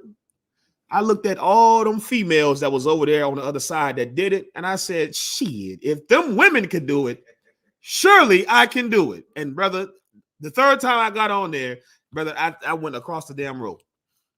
Sometimes it takes you to remember that other people have done this for you to understand that I can do it too. If you have any self-dignity, then you can say, well, hell, if he did it, surely I can do it. And that's why the Lord is telling us there's no temptation. You understand that is common to man. Whatever you going through, just know it's common. It ain't new. It ain't special. You understand? Many brothers are going through it, and many sisters are going through it, and many have went through it before. Many failed, and many have passed. The question is, what will you choose to do now knowing that it's beatable? Keep reading. Okay.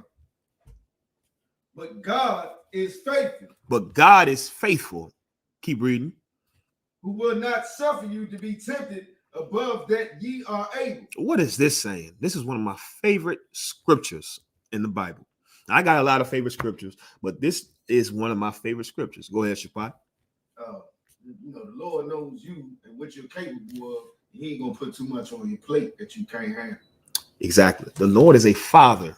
You remember that.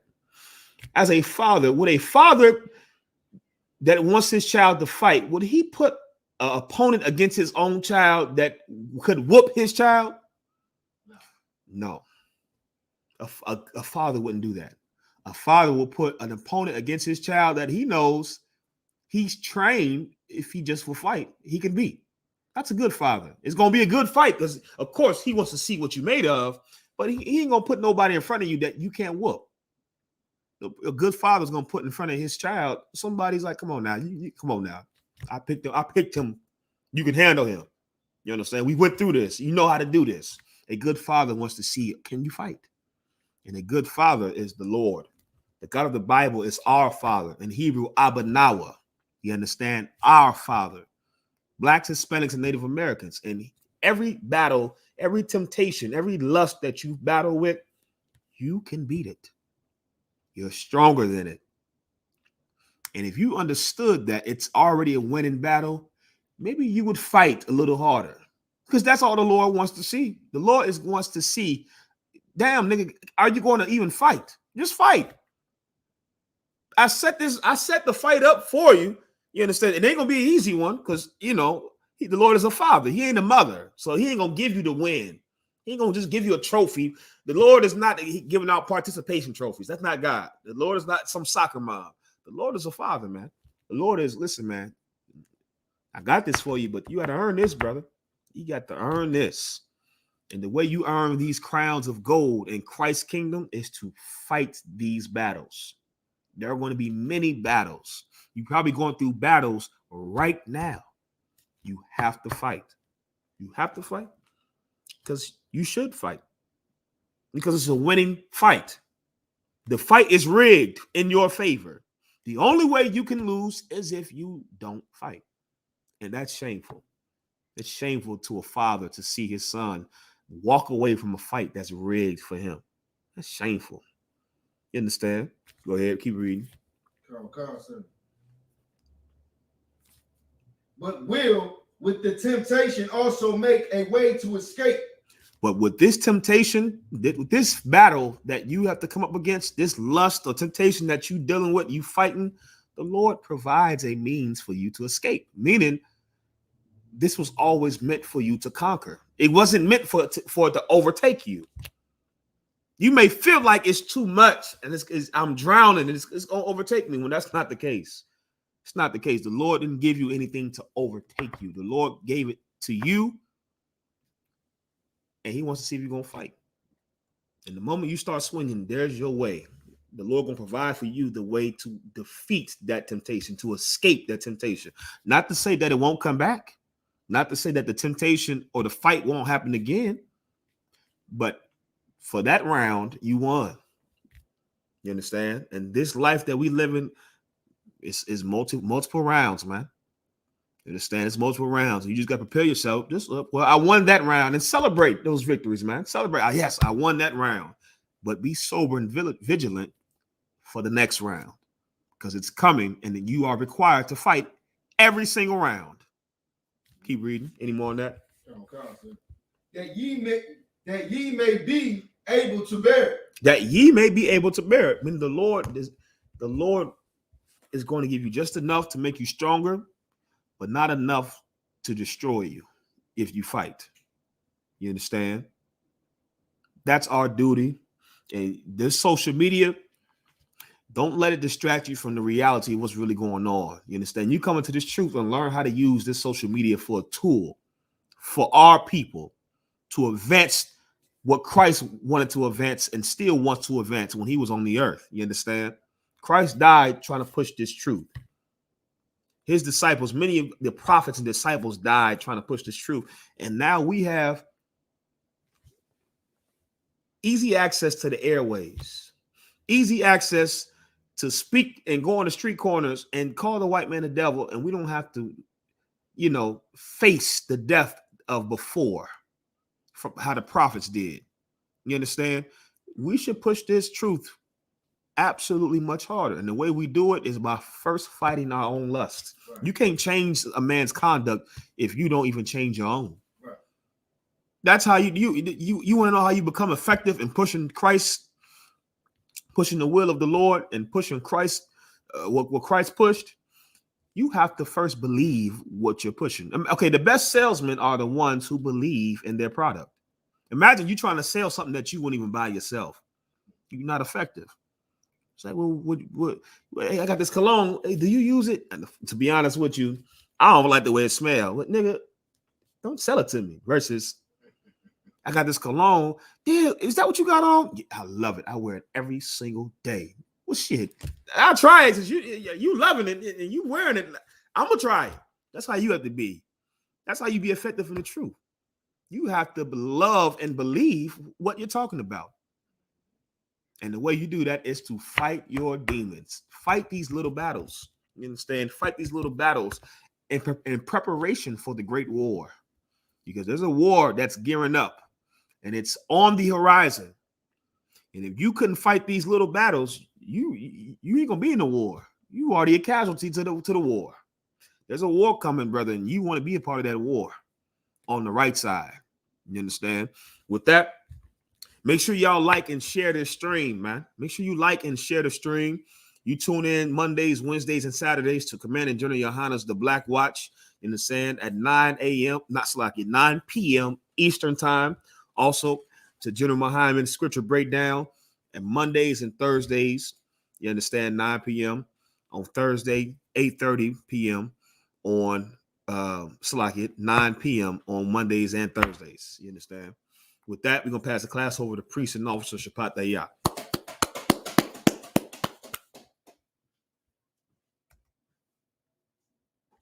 I.S.U.P.K security announcements. We are the I.S.U.P.K out of 1 West, 125th Street, Harlem, New York, under Commander General Yahanna. New rules for brothers and sisters. When a brother or sister comes into the school, they are off limits for 6 months. They are to be saluted only. They are here to shut themselves to the world. After 6 months, if a brother or sister has an interest in a particular person, he or she must get permission from the head to speak to a brother or sister. There is another 6 months in which the brother or sister will court each other. After this 6-month period, the brother or sister will get permission from the head to marry. Tithes, which is the commandment. You can find this in Numbers, chapter 18, verse 21, and Malachi, chapter 3, verse 8 through 10. Means 10th in Hebrew, and it's pronounced ma'ashra. 10% of every penny of any 10% of every penny of any increase the Lord gives you, give to the Treasury Department or teacher.